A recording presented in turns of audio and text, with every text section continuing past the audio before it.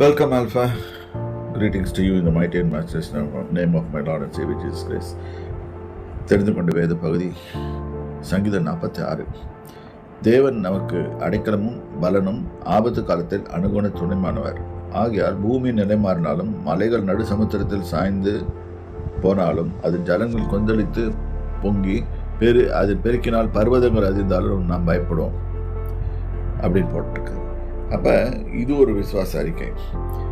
தேவன் நமக்கு அடைக்கலமாக இருந்தால் பலன், அவர் ஹீ இஸ் அவர் ஸ்ட்ரென்த். ஆபத்து காலத்தில் அனுதலமாக துணைமானவர். இயேசுவோட வாழ்க்கையில் கூட சீஷர்கள் படகுல சென்று கொண்டு இருக்கும்போது அலைகளால் பொங்கி அந்த கடல், அந்த படகு மூழ்கடிக்க போகுது. அந்த சமயத்தில் அவரை நோக்கி கூப்பிட்டார்கள்.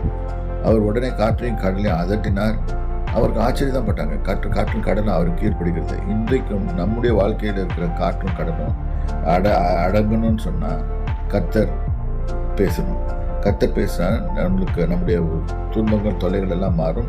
பூமி நிலை மாறினாலும், இங்கே கொஞ்சம் அதிகமாகவே போட்டிருக்கு, நிலை மாறினாலும், தன் நிலையை விட்டு போனாலும் சரி, மலைகள் நடு சமுத்திரத்தில் சாய்ந்து போனாலும், மலைகள் நடு சமுத்திரத்தில் போய் விழுந்தாலும் அதன் ஜலங்கள் கொந்தளித்து பொங்கி அது பெருக்கினால் பர்வதங்கள் அதிர்ந்தாலும் நாங்கள் பயப்படுவோம். இது ஜஸ்ட் லைக் சுனாமி.